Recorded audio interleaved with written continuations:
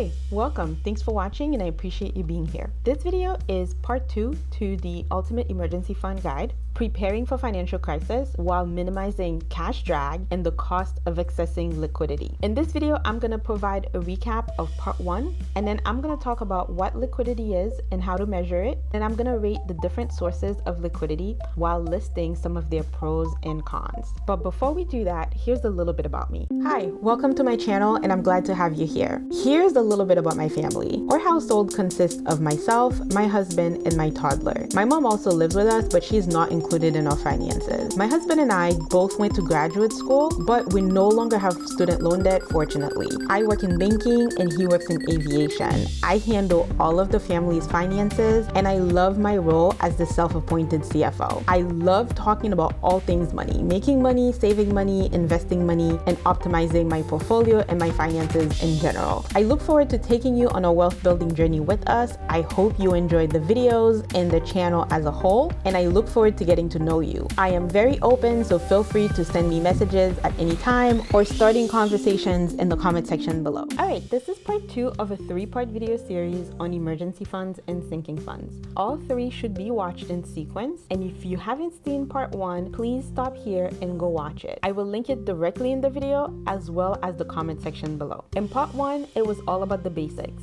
I discussed emergency funds, sinking funds, and the different types of financial shocks in an effort to lay out the groundwork for the rest of the videos. Now that you have seen part 1 and have gotten your refresher, here is part 2. Let's talk about liquidity and what is considered liquid. Liquidity is the measure by which you determine how easy it is to convert an asset into cash. Liquidity measurements are as follows. Something is either highly liquid or not very liquid. Of course, there are some nuances where you can say something has moderate liquidity, but for the sake of simplicity, we're gonna stick with high and low. When something is highly liquid, it means that it is easy, cheap, and or fast to convert it into cash. If something has low liquidity, it means that it is hard, expensive, and or slow to convert it to cash. Cash is the most liquid form of assets. All other asset types must be converted to cash. All assets can be converted to cash if there's an available buyer, but some assets are more liquid than others. Because assets can be converted, I would argue that your entire balance sheet, at least on the asset side, can serve as your emergency fund. But some of your assets are bad to pull from. Let's look at the different sources of liquidity. If you're going to cash out assets to meet your short-term needs, if you are enjoying this video so far, don't forget to hit the like button so the algorithm knows that it's good, and of course subscribe for more content. If you think any of the information that I provide here might be helpful to somebody else, be sure to share it with them. It is important for you to know the impacts over different periods of time depending on what assets you are going to pull from and from which investment vehicles. For the sake of this video, I have decided to rank some liquidity sources based on availability, cost, and speed. I'm going to list them from the most liquid and cheap to the least liquid and expensive. With the most liquidity, you will have things that are highly liquid, that are free, and that are fast to convert. First, there's physical cash. You don't even have to convert it, it is already in cash. There is also your checking account, your savings account. There are also I-bonds that are aged 5 years or more. Here are the pros and cons for these types of assets. They cost nothing to access and maintain. You also can get your money in days at the most in all cases. However, with the exception of I-bonds, all of them are going to lose their purchasing power over time as a result of inflation. Here's an asset that has moderate liquidity, that is free, but the speed does vary. That one is unemployment insurance. Of course, the reliability of it depends on the state in which you live. For example, in my state, the unemployment insurance payments are very generous. You can get up to half of your pay and capped at $900. I know that some states have very low caps. The speed will vary depending on the volume of requests. During normal times, you can get your money in a matter of weeks, if not days. But if there's a crisis as a result of the shutdown during the pandemic, some people waited weeks, if not months, before they could get their payments because the systems were overwhelmed. This type of liquidity does have its pros and its cons. It costs nothing to access. On the other hand, it only applies if you lose your income. Also, depending on where you live, expensive, the cap may be low, or you may not meet the requirement. For example, I know in a lot of cases, if you're self-employed, you are unlikely to qualify for unemployment insurance. And furthermore, if the economy as a whole is going through uncertain times, there is no way to know how long it will take for you to receive your payments. The next list of sources that you can tap into if you need liquidity are liquid, they are cheap but not free, and they are fast. That would be I-bonds aged more than 1 year, but not quite 5 years, investments in taxable accounts that are aged more than 1 year, your health savings account if your emergency is related to a medical emergency, or if it's not related to a medical emergency, but if you have old receipts that are unclaimed that you saved, you can use them to retrieve from your HSA, and your Roth IRA.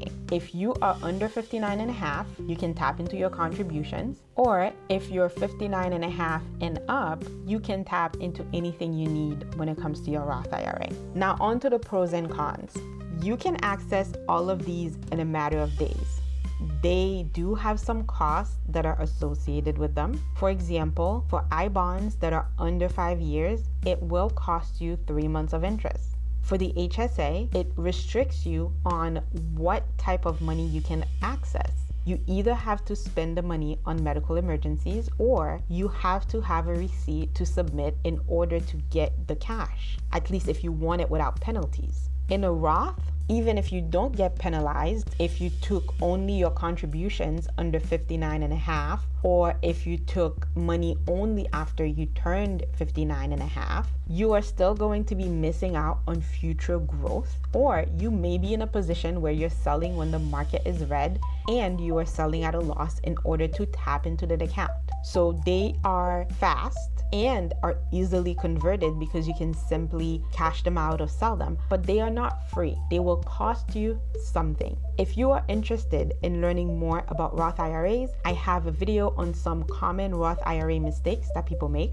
If you want to know more about I-bonds and how I use them as part of my emergency fund, I have 2 videos on the topic. I will link them all below. Make sure you take a moment to watch them if you're interested. The next set of assets are liquid. They are fast, but they present a moderate cost.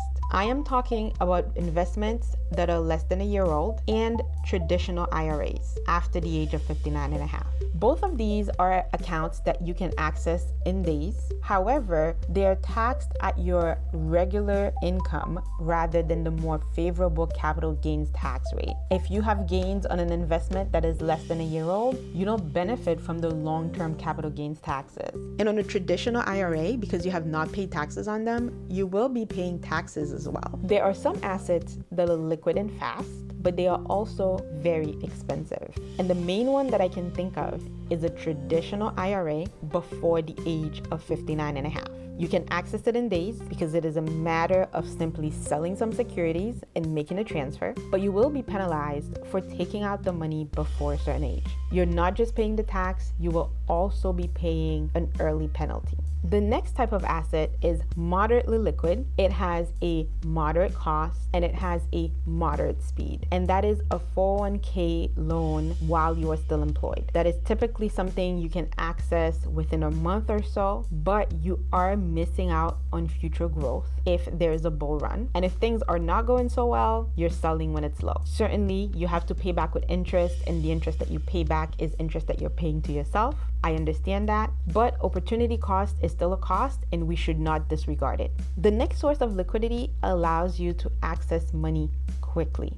Despite the fast speed, the liquidity itself is moderate and it is very expensive. I'm talking about credit cards. That is something that you can access in days, but the rates are very high. Furthermore, if you have an emergency and you don't have any money, it is possible that you may not be able to afford your credit card bill. Your inability to pay can lead to adverse impacts on your credit, which might put you in further financial bind. Not to mention that some vendors may not take cards, and that might require that you access the cash advance feature at an even higher cost than simply swiping it. The next one is moderately liquid. It is expensive, but speed does not apply, and I'll explain why. That one is a 401k loan with no job. You're probably wondering, how do you get a 401k loan with no job? That is kind of my point. That's why I'm saying speed does not apply. The idea is that you already have the loan, and then you lose your job. So that's why speed is not a factor. But it's expensive because if you have the money and you have not paid it back, upon separating from your employer, you have a very short period of time to return the funds. And if you don't, you have the potential of being penalized. And finally, that last one, I put it last because for starters, it's not very liquid and the rules vary drastically from place to place. That one is determined to be illiquid. As far as cost, I think it's expensive and the speed varies. That one is accrued unused vacation. You have to check your specific state law. Personally, I can only speak for where I live, and I'll explain each of these features based on where I live. Where I live, upon termination, employers must repay the full balance of accrued unused vacation time in the next check that they give you, or they run the risk of facing triple damages. That is the reason why I'm actually comfortable including this as a source of liquidity in the event of an income shock for my particular situation, because the employer is not going to run the risk of owing me 3 times the money. They're just going to go right ahead and pay me what they owe me. The big downside of it is that that requires losing your job. But why did I mark that as being illiquid and expensive when I didn't do the same for unemployment insurance? 2 reasons. 1, every state that I know of has some form of unemployment insurance. I cannot say the same with a certain level of confidence regarding the requirement to pay you your unused vacation time. Number 2, even if your state does have that policy, if you have no unused time, then you don't benefit from it. Whereas even if you blow to all of your time and you have no time left, if you're eligible for unemployment insurance, you are likely to get something if you're laid off anyway. That is why I consider it to be less liquid than unemployment insurance, even though you would be getting it under similar circumstances, because a lot of it will depend on your individual behavior. If you use up all of your vacation days by the time June rolls around, then you probably won't have any days left to be repaid if you get laid off in July. Not to mention that the laws surrounding unpaid time off will vary even more from state to state than the laws surrounding unemployment insurance. But these are not the only sources of liquidity that you can tap into if you have a financial crisis. There are others. I am going to list them here, but not so much to tell you the best way to optimize them, but mostly to tell you to stay away from them if possible. These are the sources of liquidity you should stay away from if you can help it. Number 1 is your home equity. I would say do not jeopardize the roof over your head if you can help it. It might be okay to do house-related expenses if your job is safe. Say you work as a nurse and you know that you are in a very high demand field where you are unlikely to be laid off. At the same time, the heating system breaks in your house, you live in a cold climate, you know you can afford the monthly payments, but you don't have the cash up front. It might be okay because your job is safe, you're doing it for a necessity, and you're doing it for something that benefits the house directly. But I wouldn't do it for income shocks. If you're gonna go out on disability, if you're gonna go out on maternal leave, I wouldn't jeopardize my home equity for that. I would find other sources of liquidity. Payday loans. I'd stay away from payday loans. Their interest rates are highway robbery. We tend not to notice because you have to pay them back quickly. But what if you took that same interest rate that you paid over 1, 2, 3 weeks and you did it over a whole year? Would those rates still look attractive or even fair to you? Probably not, especially in states with lax usury laws. And the third one is title loans. It's the same thing as payday loans, but it jeopardizes your transportation. And that is important, especially if you rely on your car either to go to work or to look for work. Okay, so this is it for part 2. I hope you enjoyed the basic refresher as well as this section. And the next one is part 3 of the video series, where I will discuss ways to manage your emergency fund and your sinking fund to make sure that you have the optimal size. And then I will go over my own emergency fund and sinking fund. Before you go, I want to hear from you. Let me know what you think of the list of emergency fund sources that I provided. Also, what do you think of the keep away list that I gave? The payday loan, the home equity loan, and the title loan. What did you think of that list?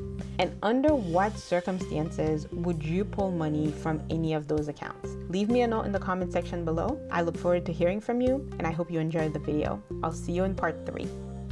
I would like to continue sharing my thoughts on all things money with you. So I would appreciate it if you could help out the channel by liking this video and sharing it with anyone you think might benefit from it. If you want to see more content, be sure to subscribe and hit that notification bell so you can know when new videos come out. I'll see you in the next one.